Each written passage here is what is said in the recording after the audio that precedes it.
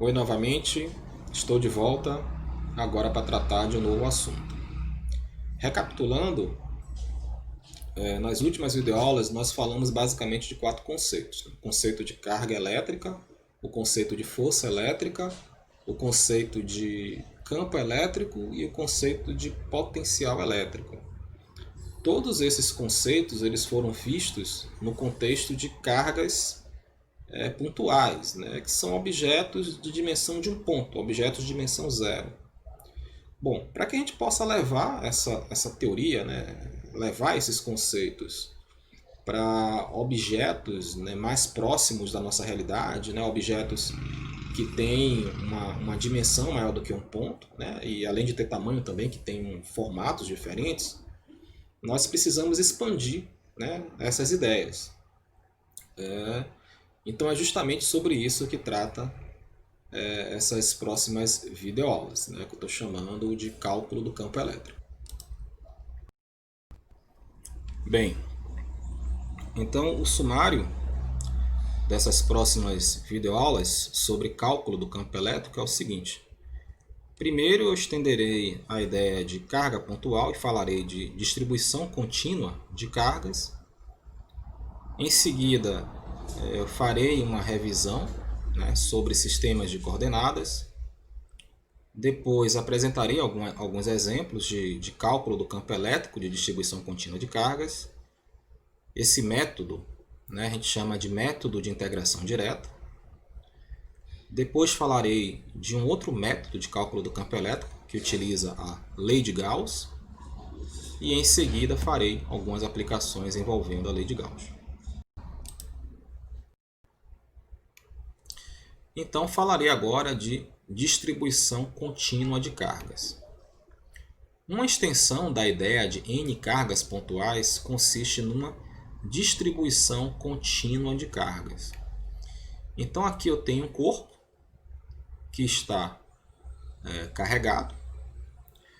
Se eu olhar para um pedacinho desse corpo, ele vai ter uma carga infinitesimal, que eu estou chamando de dq, né?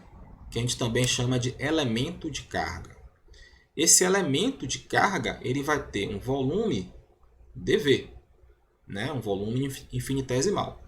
Note que eu estou desenhando esse volume pequenininho como um cubo, mas o formato não interessa, porque esse volume ele tende a um ponto. Esse elemento de carga ele vai estar situado numa posição do espaço, que é representada por esse vetor aqui, R', e ele vai, né, gerar um campo elétrico num certo ponto do espaço, que eu estou chamando P, que está localizado por um vetor R. E esse campo ele vai depender da distância, né, entre esse elemento e esse ponto, que é dado como sendo R menos R', e é um campo infinitesimal, então eu estou chamando de dE.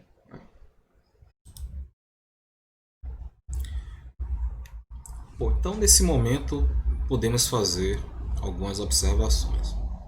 Sabe-se atualmente que a carga elétrica é discreta, sendo um múltiplo inteiro da carga do elétron, que é 1,609 vezes 10 a menos 19 coulomb, ou seja, 10 a menos 19, é muito pequena realmente, né, a carga do elétron. Além disso, esse elétron também está em movimento, é o que diz a teoria atômica da matéria. Esse fato não causa dificuldades, simplesmente porque medidas macroscópicas, ou seja, medidas feitas na nossa realidade, né, em escalas muito maiores do que a escala atômica, são extremamente lentas e grosseiras no sentido de imprecisas, em relação à escala microscópica. Em outras palavras, para fins macroscópicos, né, ou seja, para fins do cálculo do campo elétrico, né, na nossa realidade, né, em escalas muito maiores do que as escalas atômicas, cada elemento de carga contém ainda um número grande de elétrons e estão distribuídos tão cerradamente que a carga total pode ser considerada uma distribuição contínua no espaço. Por isso, podemos descrever uma distribuição de cargas em termos de uma função densidade de carga. Então, voltando aqui para a nossa figura, o que foi dito é que um corpo, ele na verdade, ele é feito de elétrons, né, que estão distantes um do outro e, portanto, tem uma distribuição discreta de cargas. Mas, com base nos argumentos, a gente pode, para fins de cálculo de campo elétrico em dimensões reais, né, muito maiores do que as dimensões microscópicas, a gente pode tratar ele como uma distribuição contínua, onde em cada ponto desse corpo, né, que eu represento por uma coordenada R', vai existir um elemento de carga e eu posso definir uma função, que a gente chama de função da densidade de carga, que depende de cada ponto desse corpo.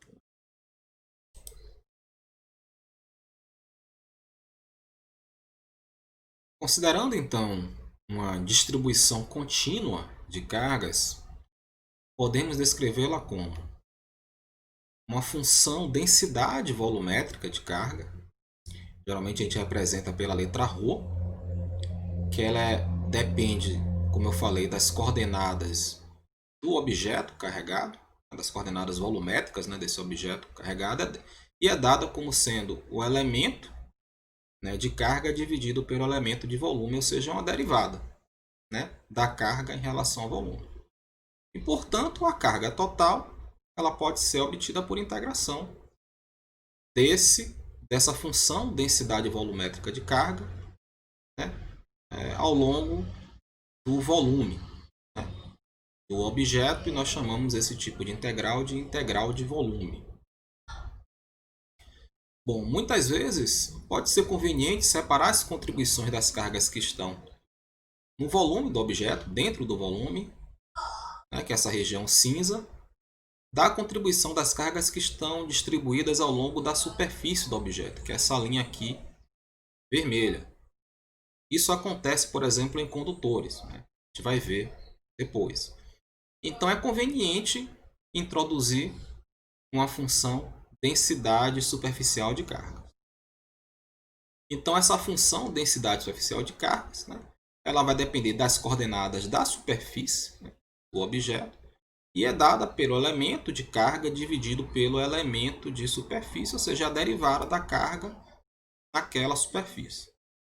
E a carga total, portanto, é dada por integração daquela densidade superficial de carga ao longo da superfície. A gente chama de integral de superfície. Bom, em muitos casos é conveniente definir uma função densidade linear de carga. Isso acontece quando o objeto ele tem uma dimensão menor do que 3. Essa função densidade linear de carga, geralmente, ela é dada pela letra lambda, né? Ela é em função das coordenadas daquela linha, né? Daquela curva. Ela é dada como elemento de carga dividido pelo elemento de comprimento, ou seja, a derivada da carga ao longo daquele comprimento.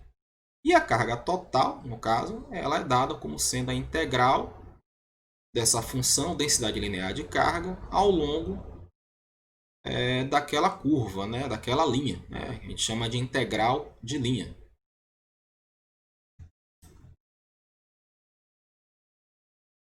Assim, o campo elétrico de uma distribuição de cargas pode ser obtido. De fato, se nós temos um elemento de carga que vai estar distante de um ponto P, né, e a distância é dada por R menos R', ele vai produzir um campo infinitesimal dE. E como esse elemento de carga ele tende a ser um ponto, nós podemos utilizar a lei de Coulomb para calcular esse campo elétrico. Então, o campo elétrico desse elemento de carga vai ser dado pela constante de Coulomb, né, vezes o elemento de carga, dividido pela distância ao quadrado em relação ao ponto, vezes aquele versor que determina a direção do campo elétrico. Se esse elemento de carga ele está no volume corpo, então nós podemos substituir ele pela densidade volumétrica vezes o elemento de volume. Se ele está na superfície, podemos substituir pela densidade superficial vezes o elemento de superfície. E o campo total, né, o campo de todo o corpo, ele é obtido então por integração de todos os campos, né, de cada elemento de carga do corpo, né? E no caso, esse campo então ele vai ter uma contribuição volumétrica, né, que é a integral no volume, e também vai ter uma contribuição superficial, que é essa integral na superfície. Antes de eu passar a exemplos de cálculo do campo elétrico de distribuições contínuas de carga, é importante fazer uma breve revisão sobre esse sistema de coordenadas. A motivação para eu falar sobre isso é que é importante enfatizar que agora o campo elétrico, o cálculo do campo elétrico envolve integrais. E a escolha do sistema de coordenadas, portanto, é de crucial importância para a solução de problemas de determinação do campo elétrico. Do ponto de vista quantitativo, ela pode ser a diferença entre se conseguir resolver o problema ou não se conseguir resolver o problema. Também, a escolha adequada do sistema de coordenadas permite a máxima exploração das simetrias do problema, conduzindo a um entendimento qualitativo dele. Um sistema de coordenadas bastante conhecido e bastante utilizado são as conhecidas coordenadas cartesianas ou simplesmente coordenadas retangulares. Ele é muito útil para descrever regiões como caixas. Ele é dado então pelas coordenadas x, y e a coordenada z. E também ele possui três vetores unitários: o versor i, que está na direção do eixo x, o versor j, que está na direção do eixo y, e o versor k, que está na direção do eixo z. Um ponto P do espaço, nesse sistema de coordenadas, que é dado por um vetor posição, né, R, então ele é dado pela coordenada x na direção i, a coordenada y na direção j e a coordenada z na direção k. Um elemento de volume desse sistema de coordenadas fica dado como sendo um dx, dy, dz, e um elemento de área, o elemento de superfície, o ds, é simplesmente dado por dx, dy. Outro sistema de coordenadas bastante conhecido são as coordenadas polares, ou mais geralmente, coordenadas cilíndricas. Esse sistema de coordenadas é muito útil para descrever regiões de formato cilíndrico. Nele nós temos três coordenadas: a coordenada R, que é obtida a partir da projeção do vetor posição no plano xy, a coordenada θ, que é o ângulo formado por essa coordenada R e o eixo x, e a coordenada z, que é a mesma do sistema de coordenadas retangulares.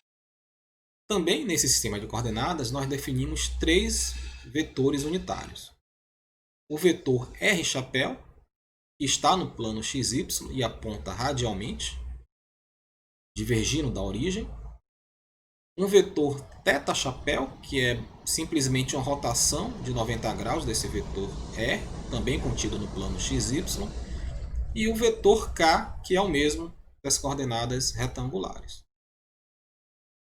O vetor posição, nesse sistema de coordenadas, então ele pode ser escrito como a soma de dois vetores. Um vetor ele tem a magnitude R e a direção R chapéu. E o outro vetor ele tem a magnitude da coordenada Z e a direção do versor K. Um elemento de volume nesse sistema de coordenadas pode ser obtido num curso de cálculo. Aqui nós não vamos dar detalhes sobre isso. Então ele é escrito dessa forma aqui. Um elemento de área pode ser escrito de duas maneiras diferentes.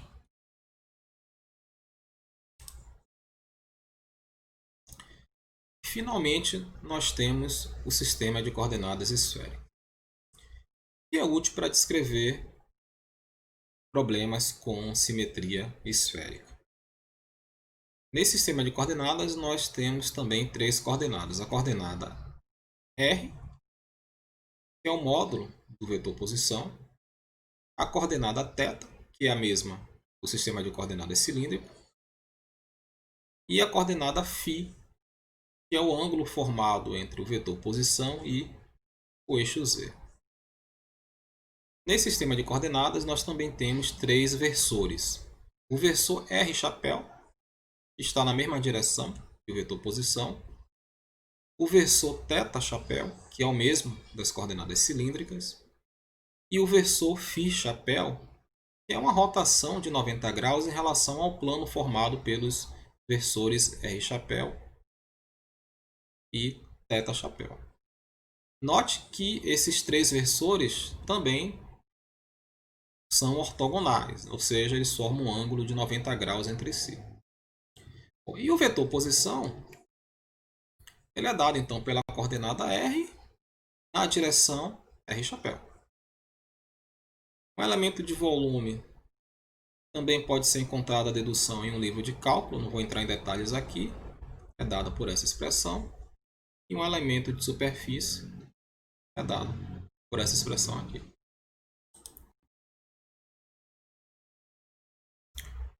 Enfim, mostrarei agora exemplos de cálculo de campo elétrico de distribuições contínuas de carga. O primeiro exemplo é o modelo da reta infinita carregada. Antes de formular e resolver esse problema, é sempre bom a gente ter uma ideia de como se comportam as linhas de campo.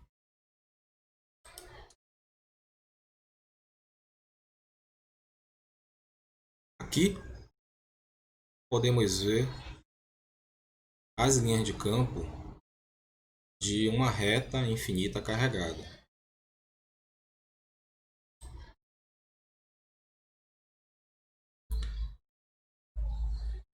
Podemos ver que essas linhas de campo elas apontam na direção radial,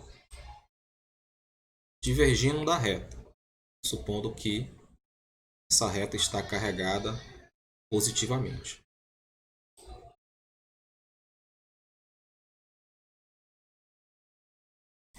Podemos ver também que não há componente horizontal do campo elétrico, porque sempre que um elemento de carga produz um campo elétrico no ponto do espaço, há um outro elemento de carga em uma posição oposta que vai anular a componente horizontal desse campo elétrico, de modo que o campo resultante não haverá componente horizontal, apenas ficará na direção radial. Note também que como o fio ele é infinito, qualquer ponto que eu escolha como origem do sistema de coordenadas, ele é igualmente adequado. E, portanto, eu posso calcular o campo apenas num plano perpendicular à reta. Então aqui eu tenho um plano que é perpendicular à reta e a gente calcula o campo elétrico nesse plano. E a gente sabe que em qualquer outro plano ao longo, dessa reta, as linhas de campo elas têm o mesmo comportamento.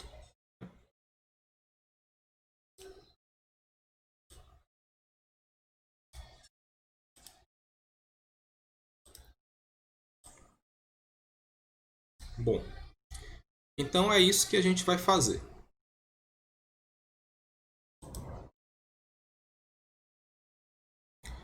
Sendo assim, eu mostro aqui a reta infinita carregada, onde eu coloquei ela ao longo do eixo Z.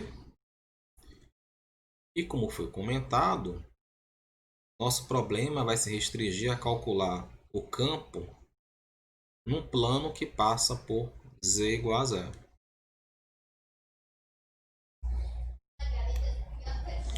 Ou seja, né, nós calcularemos o campo em um certo x, em um certo y, mais Z igual a zero. E sabemos que o campo para outros valores de Z vai ter o mesmo comportamento. Bom, então nós calculamos, o procedimento nós calculamos o campo de um elemento de carga desse fio, dessa reta infinita carregada, utilizando a expressão conhecida já, né, que a gente obtém da lei de Coulomb, e depois soma, né, todas essas contribuições de cada elemento de carga, ou seja, integramos, e obtemos a expressão do campo total devido a uma reta infinita carregada em um ponto do espaço localizado no plano XY.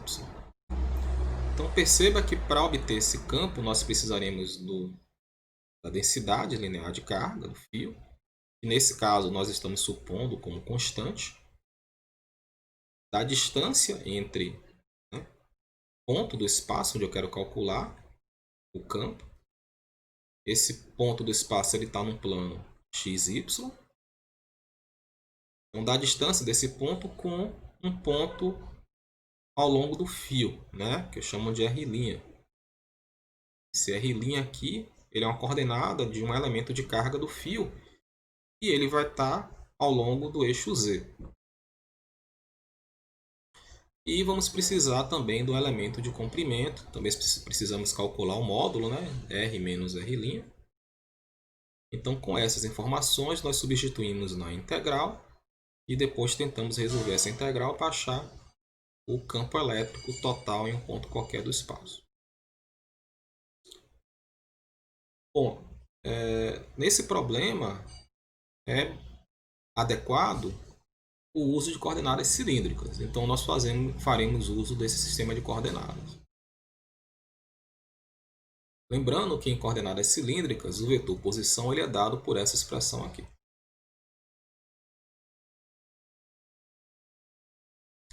Bom, então a coordenada de um ponto do espaço, o R, né, em coordenadas cilíndricas, é dado por essa expressão.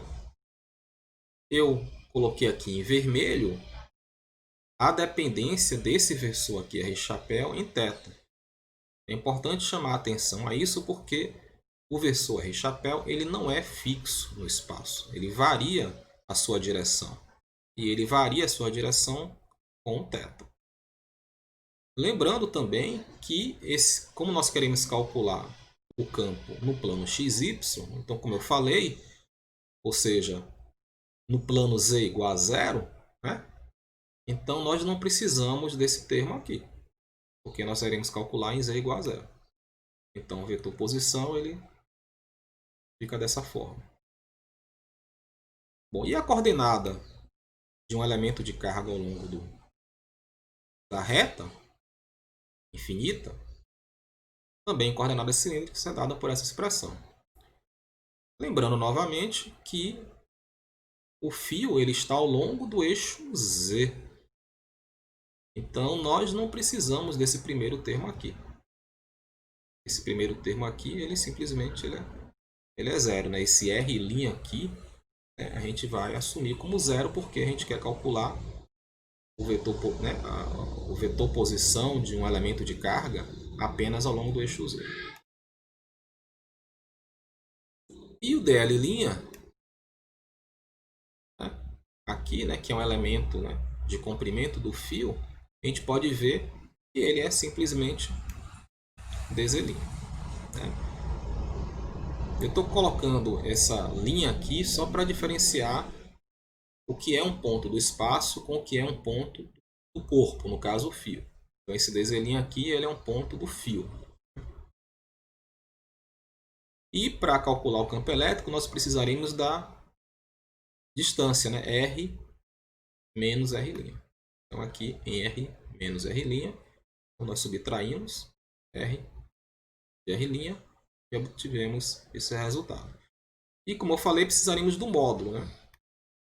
Como esses versores eles são ortogonais, então o módulo continua sendo a soma das componentes ao quadrado e depois eu tiro a raiz. Na verdade, nós precisaremos do módulo ao cubo. Então eu vou elevar isso aqui ao cubo. Então aparece um 3 aqui, um 3 aqui. Assim, nós podemos usar aquela informação e substituir nessa expressão aqui do campo elétrico.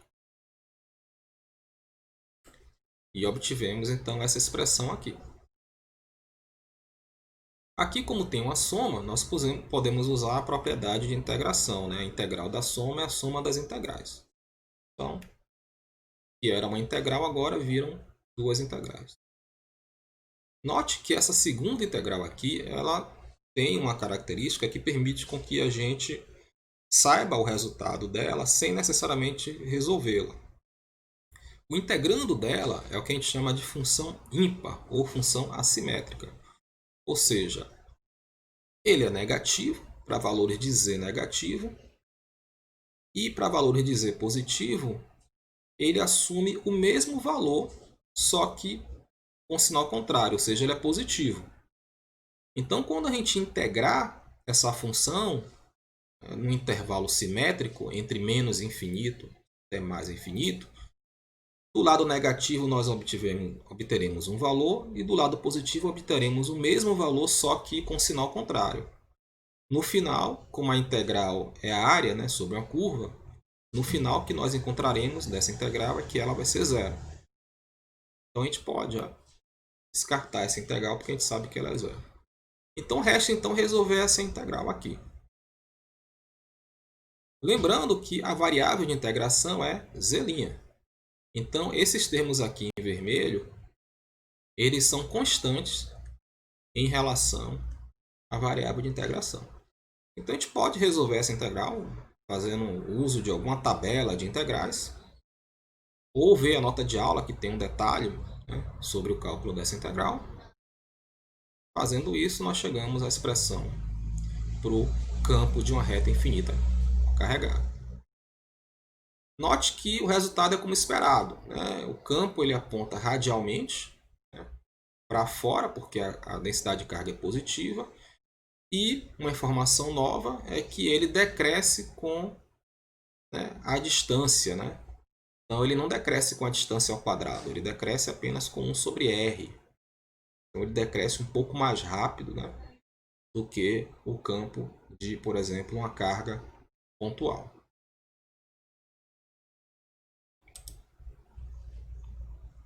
Na verdade, corrigindo a informação, um campo devido a uma reta infinita carregada, ele decresce mais lentamente e não mais rapidamente em relação à carga pontiforme.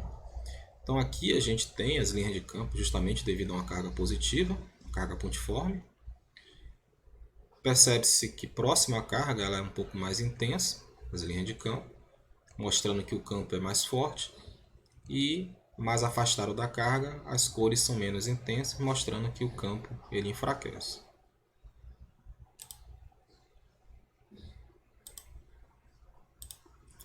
E aqui são as linhas de campo devido a uma reta infinita carregada.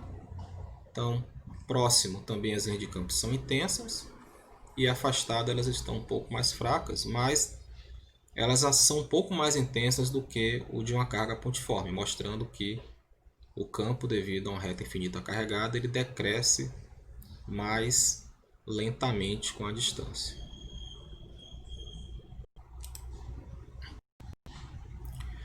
Continuando, o próximo exemplo seria calcular os campos escalar e vetorial, ou seja, o potencial e o campo elétrico, sobre o eixo de um disco uniformemente carregado. Bom, não vou mostrar isso nessa videoaula, mas quem quiser os detalhes, ele está resolvido na nota de aula do curso. Bom, uma conclusão final que nós podemos chegar sobre o cálculo do campo elétrico de distribuição contínua de carga, que a gente chama de método de integração direta, é que o método de integração direta ele pode ser bastante trabalhoso por conta das integrais envolvidas. Então é importante que a gente encontre outras formas de se calcular campo elétrico que sejam um pouco menos trabalhosas. É o que veremos na próxima videoaula.